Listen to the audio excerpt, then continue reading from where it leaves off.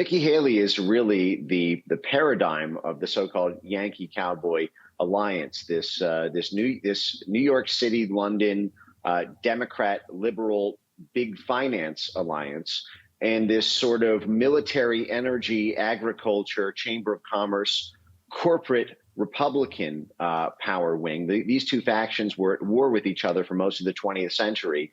And then they're always competing for the senior and junior position within the blob of Washington.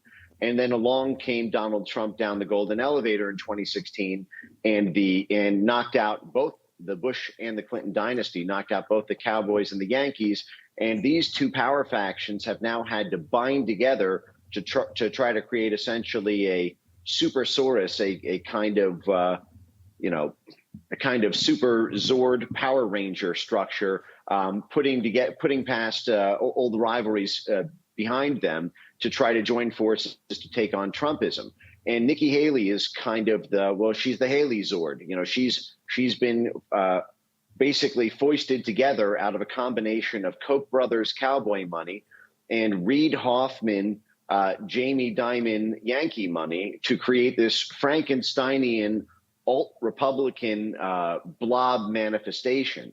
Now, the reason that she's staying in the race, I think there's a lot of competing theories, all with wildly divergent predictions. But one of them is, listen, this is the best press you can buy for $1 at any moment in history if you are in opposition to Trump, Republican competing not just for necessarily 2024, but for who takes the mantle of Trumpism after Trump, or the Republican Party after Trump.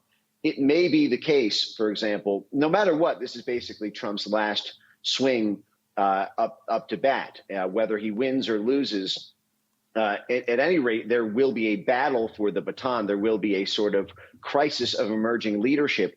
And the biggest stars who starting out that race are going to have a big advantage. The Yankees and the Cowboys, the idea that you've got this typically competing power blocks in Washington that are all going for money and policy.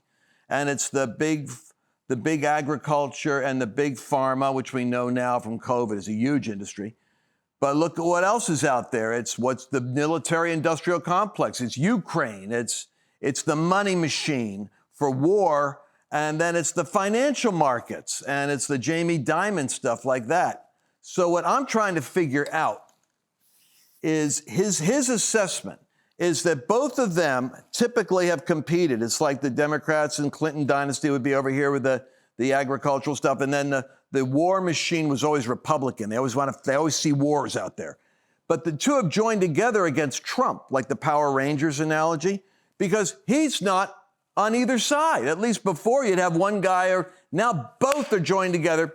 Nikki Haley then becomes the weird candidate, which explains why she's getting funding from non-MAGA donors that are in like San Diego or San Francisco, billionaires that are giving her money, not because she's going to win, but because she could actually suck up some psychic oxygen so that her name is big enough to pick up the baton when Trump's off the scene and kind of like recover the Republican mantle.